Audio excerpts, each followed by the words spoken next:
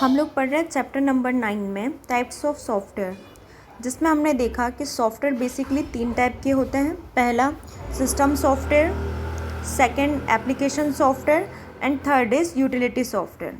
हम इन तीनों सॉफ्टवेयर को अब ब्रीफ में पढ़ रहे हैं, उनके टाइप्स पढ़ रहे हैं। जैसा मैंने आपको बताया था कि सिस्टम सॉफ्टवेयर के अंदर हमारे पास 3 टाइप के सॉफ्टवेयर होते हैं। First system management software, second system support software and third is system development software. तो हम देख लेते हैं सिस्टम मैनेजमेंट सॉफ्टवेयर कौन कौन से आते हैं, उससे हमें ये चीज़ें क्लियर हो जाएगी। सबसे पहला है ऑपरेटिंग सिस्टम। ये एक हमारा कौन सा सॉफ्टवेयर है? ऑपरेटिंग सिस्टम एक सिस्टम मैनेजमेंट सॉफ्टवेयर है। इसके बाद है operating environment, then database management system and telecommunication system. देखिए सिस्टम जो हमने बनाया है, जस्ट कंप्यूटर या मोबाइल की बात की जाए तो ये सब पॉसिबल हुआ है तो सिर्फ और सिर्फ सिस्टम मैनेजमेंट सॉफ्टवेयर, जिसको हम बोलते हैं ऑपरेटिंग सिस्टम की वजह से। आप अगर एक मोबाइल फ़ोन लेते हो तो मोबाइल फ़ोन आप क्या बोलते हो? ये एंड्रॉयड मोबाइल फ़ोन है ना। कभी आप कंप्यूटर लेते हो तो बोलते हो कि कंप्यूटर विंडोज़ है, ठीक है, जबकि कंप्यूटर की कंपनी कौन सी है? आसूस है। और जो आप मोबाइल बोल रहे हैं एंड्रॉयड है, उसकी कंपनी सैमसंग होगी, या तो हो सकता है कि एमआई होगी, या अलग अलग कंपनी के मोबाइल आते हैं। लेकिन आप क्या बोलते हो? ये एंड्रॉयड फ़ोन है। तो जब आप ये बोलते हो ना कि एंड्रॉयड फ़ोन है, इसका मतलब है कि उसके अंदर जो ऑपरेटिंग सिस्टम डला है, उसके अंदर जो सबसे बड़ा सॉफ्टवेयर डला हुआ है।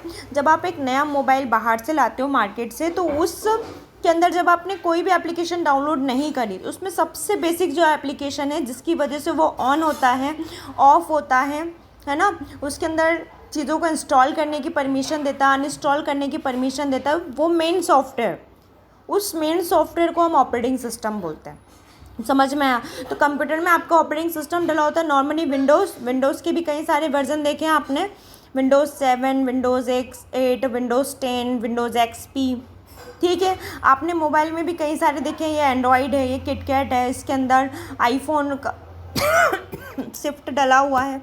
तो ये सारे अलग अलग ऑपरेटिंग सिस्टम हम देखते हैं। और ऑपरेटिंग सिस्टम आप मार्केट से ख़रीद के लाते हो। जब आप एक मोबाइल ख़रीद के लाते हो या कंप्यूटर ख़रीद के लाते हो तो हार्डवेयर प्लस सॉफ्टवेयर ख़रीद के लाते हो। वो सॉफ्टवेयर जो आपने मार्केट से परचेज़ किया है उसकी कॉस्ट कम या ज़्यादा होती है, ठीक है। आप जैसे एमआई का फ़ोन लाएंगे सस्ता मिलेगा, एप्पल का फ़ोन लाएंगे महंगा मिलेगा।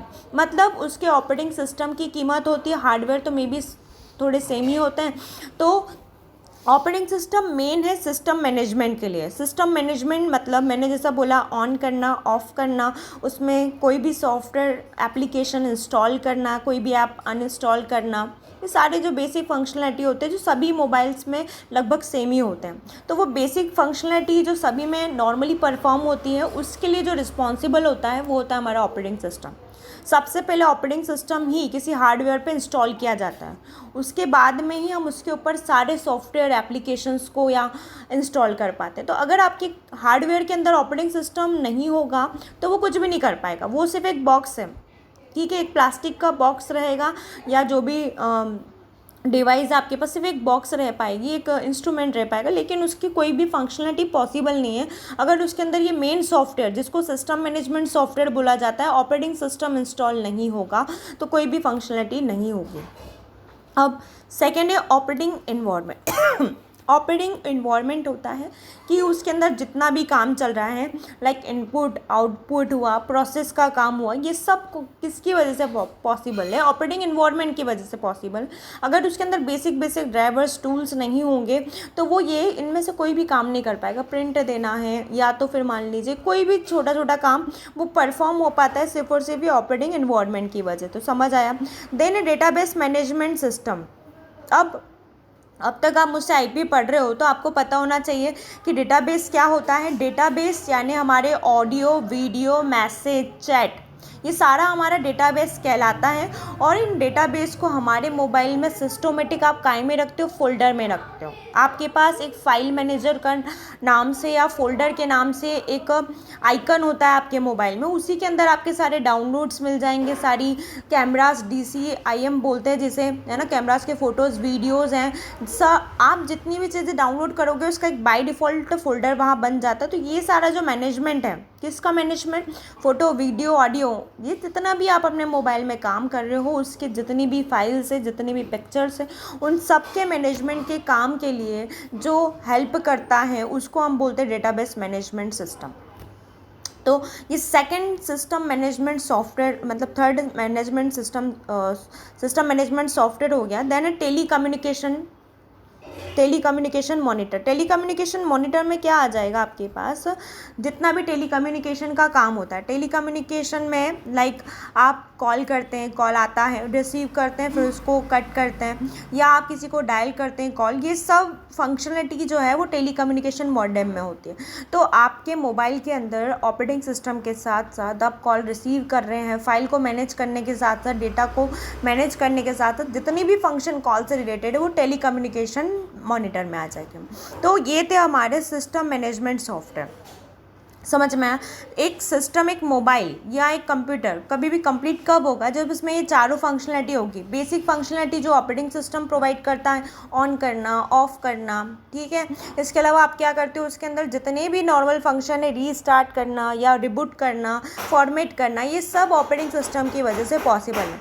Then second, database management software. Database like हमारे पास हमने बात करी कि जितना भी ऑडियो वीडियो है इन सब को मैनेज करने का काम। Then telecommunication in the sense की कॉलिंग पर्पस का काम, और एक ऑपरेटिंग इन्वायरमेंट, जितने भी ऑपरेशन से रिलेटेड काम होते हैं, मतलब ऑपरेटिंग सिस्टम को सपोर्टिंग सॉफ्टवेयर्स होते हैं, वो सारे के सारे हमारे सिस्टम मैनेजमेंट सॉफ्टवेयर में आते हैं। देन हम सिस्टम सॉफ्टवेयर में अब सेकेंड टाइप को पढ़ेंगे, which is system support software.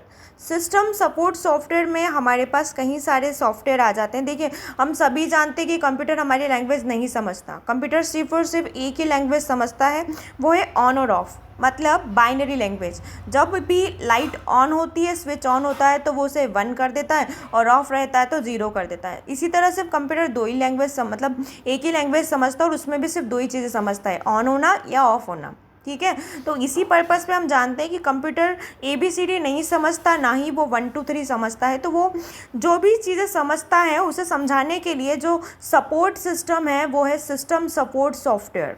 System support software में आपके पास जो सॉफ्टवेयर अवेलेबल होते हैं उनके नाम होते हैं compiler, interpreter, assembler, linker, then loader. ये सब क्या करते हैं? इन सब की अपनी अपनी फंक्शनलिटी होती है। जब हम हायर क्लासेस में जाएंगे तो इनको और बेसिक डीप में पढ़ेंगे। तो कंपाइलर या इंटरप्रेटर, इन सब की अगर बेसिकली आप अभी जानना चाहते हैं तो ये क्या करते हैं? सिस्टम को सपोर्ट करते हैं। हाउ, कैसे सपोर्ट करते हैं? ये जो आपके अल्फ़ाबेट्स लिखे हुए हैं ABCD, इनको ये बाइनरी में कन्वर्ट कर देंगे।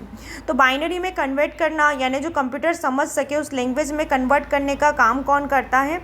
वो करता है हमारा कंपाइलर या इंटरप्रेटर, या इस तरीके के डिवाइसेस होती है जो इसमें कन्वर्जन का काम करती है। Got my point?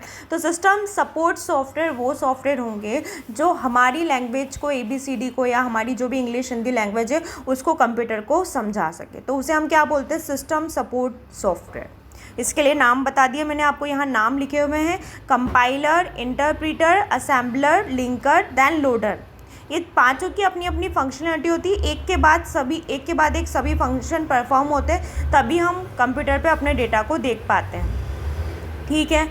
चलिए, अब हम सिस्टम सॉफ्टवेयर में थर्ड टाइप का सॉफ्टवेयर देखेंगे जिसका नाम है सिस्टम डेवलपमेंट सॉफ्टवेयर।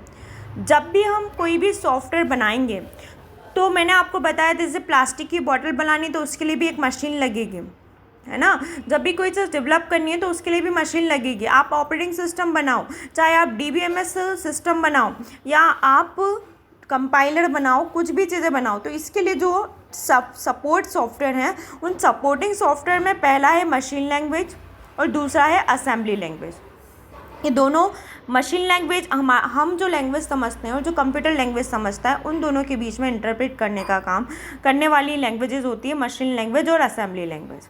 क्लियर? तो सिस्टम लैंग्वेज का पूरा की पूरा काम एक सिस्टम को बनाने से रिलेटेड है। सिस्टम मतलब कंप्यूटर या मोबाइल, इनकी बेसिक चीज़ें जो है ना, हम बोल रहे बेसिक चीज़ें। मैंने बताया आपको ऑपरेटिंग सिस्टम, मैंने बोला आपको DBMS, इसके बाद बोला मैंने उस ऑपरेटिंग सिस्टम को आपने बना तो लिया लेकिन आपकी लैंग्वेज अलग है और कंप्यूटर की लैंग्वेज अलग है। तो इन दोनों के बीच में जो काम कर रहा है ना, वो ऑपरेटिंग सिस्टम और हमारे बीच में काम कर रहा है, उसको हमने बोला सपोर्ट सॉफ्टवेयर। ठीक है। इसके बाद में लैंग्वेजेस के लिए जो सॉफ्टवेयर बन रहे हैं, इनके जो सॉफ्टवेयर है उनको क्या बोला हमने, सिस्टम डेवलपमेंट सॉफ्टवेयर। क्लियर।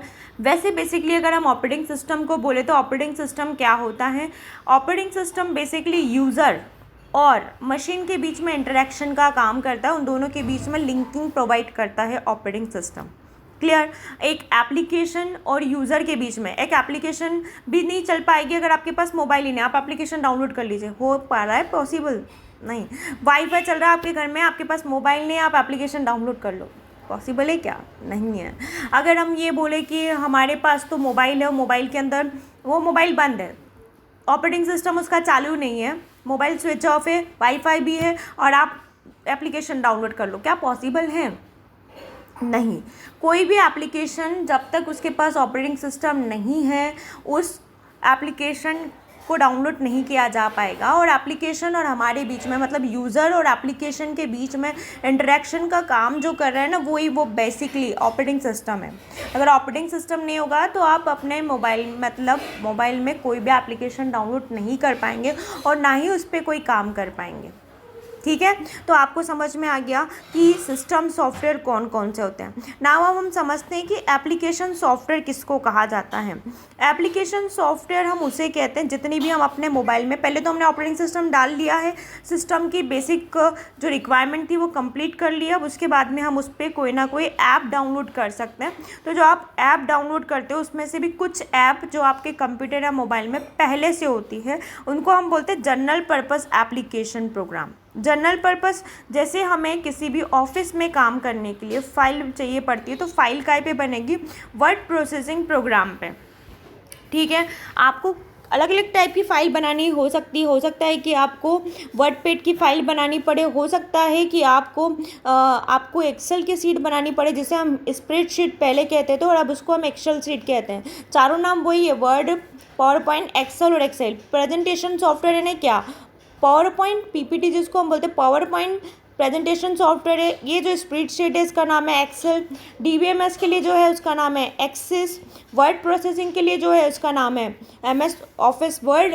तो ये चारों जो एमएस ऑफिस के पार्ट हैं वही सारे जो बेसिक फाइल से रिलेटेड काम के लिए यूज़ में आते हैं। फाइल से रिलेटेड काम के लिए जो भी सॉफ्टवेयर यूज़ किए जाएंगे उन्हें हम जनरल पर्पस एप्लीकेशन प्रोग्राम कहेंगे।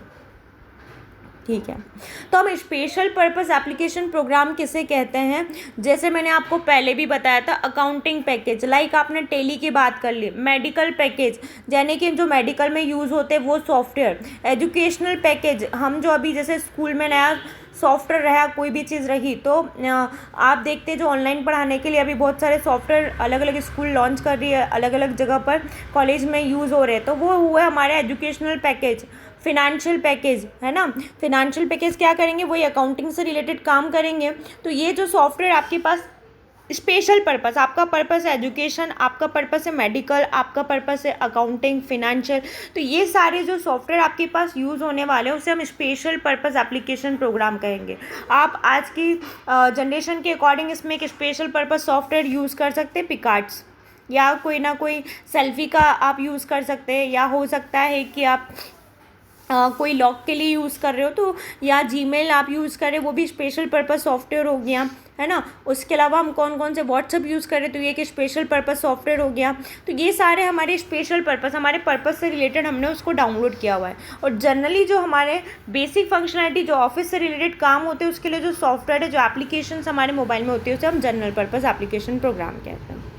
ठीक है, तो एप्लीकेशन सॉफ्टवेयर आपको समझ में आ गया कि जब हम कोई एप्लीकेशन डाउनलोड करते हैं तो उसे हम जनरल पर्पस और स्पेशल पर्पस के बिहाफ पे क्लासीफाई कर सकते हैं। लेकिन जो हमने अभी सिस्टम सॉफ्टवेयर को पढ़ा, तो सिस्टम सॉफ्टवेयर जो हमारे पास है, इन सिस्टम सॉफ्टवेयर में आपको क्या करना है, जो सिस्टम के काम को स्टार्ट करवा रहे, जिनके बिना सिस्टम अधूरा है, वो सारे सॉफ्टवेयर पॉसिबल होंगे। Now come to the utility software. Utility software कौन कौन से होंगे? यूटिलिटी सॉफ्टवेयर में बेसिकली अगर मैं एक नाम लूँ तो इससे आपको यूटिलिटी सॉफ्टवेयर समझ में आ जाएगा।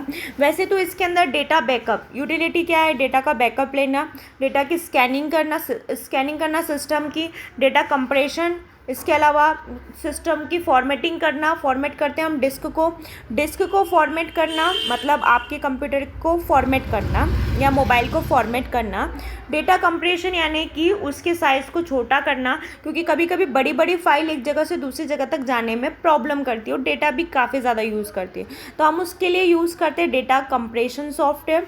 डेटा बैकअप, आपको पता है आप सभी डेटा बैकअप लेना चाहते हैं, scanning of the system for computer, तो इसके लिए हम यूज़ करते हैं एंटीवायरस फॉर कंप्यूटर वायरस। तो ये हो गया जैसे कि एंटीवायरस। तो हम यूटिलिटी सॉफ्टवेयर को याद रखने के लिए एक सॉफ्टवेयर याद रख सकते हैं, उसका नाम है एंटीवायरस। अगर आपको एंटीवायरस याद है तो आप समझ सकते हैं कि इसका यूटिलिटीज़ की ज़रूरत है। यूटिलिटी यानी कि उपयोगिता या आवश्यकता या ज़रूरत। तो हमारी ज़रूरत के हिसाब से जो सॉफ्टवेयर अवेलेबल है वो है यूटिलिटी सॉफ्टवेयर, और यूटिलिटी सॉफ्टवेयर में आपका हो जाएगा एंटीवायरस। क्लियर? चलिए अब हम इसके आगे नेक्स्ट कंटिन्यू करेंगे।